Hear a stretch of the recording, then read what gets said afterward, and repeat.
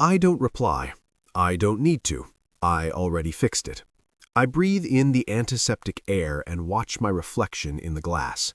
Calm face, steady hands. I learned that discipline early, back when love was transactional and silence was the price of peace. The bailiff calls my case. I step forward, and somewhere behind me, my father realizes this isn't a negotiation. It's a reckoning. I wasn't always the enemy. I was the invisible one. We grew up under the same roof, but not the same rules. My sister was the miracle. Trophies on the mantle, praise in public, excuses in private. I was the ledger. If something broke, I paid. If something failed, I adapted. When I took my first loan at 18, my mother said it was character building. When my sister maxed out 3 credit cards by 21, it was stress. By 24, I'd paid off everything. Every loan, every late night. I bought a loft with windows that caught the morning like a promise. I built a company that grew quiet and fast. No flashy headlines, just clean numbers and patient growth. They came to the housewarming, smiled, counted the furniture. Then my sister failed loudly. A startup funded by family friends collapsed. Lawsuits followed. The praise dried up. Panic replaced it.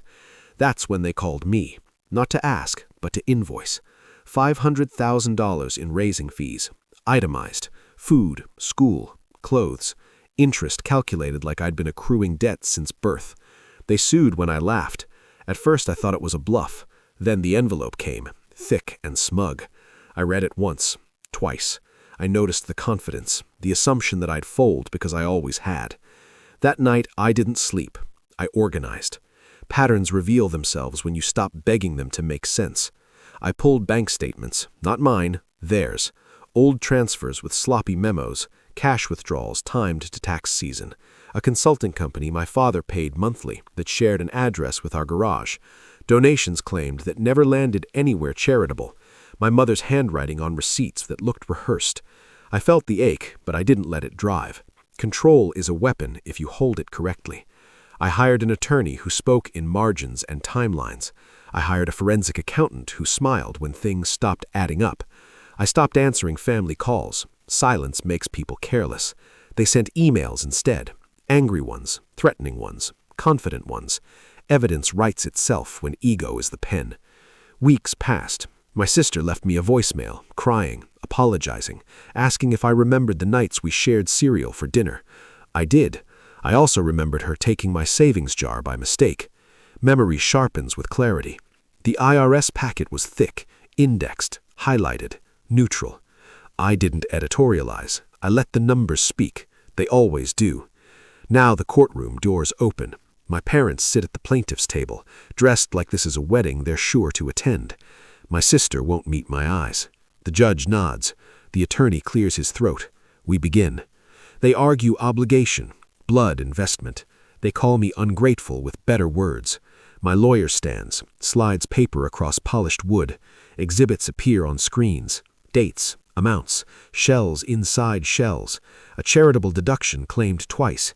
Income that never learned how to disappear. I don't look at them when it lands. I listen.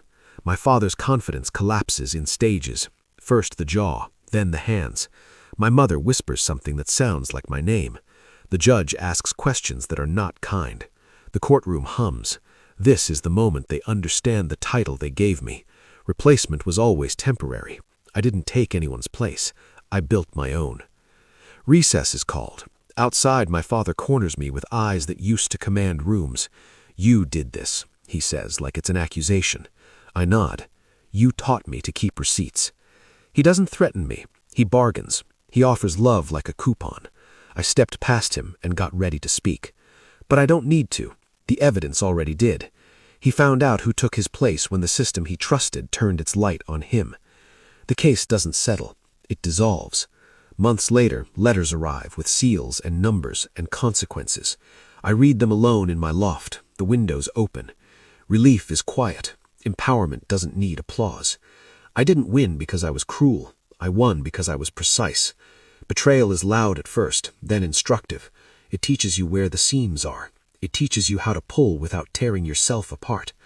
I didn't burn the house down. I turned on the lights. And when they ask me now, friends, investors, strangers, how I did it so young. I tell the truth.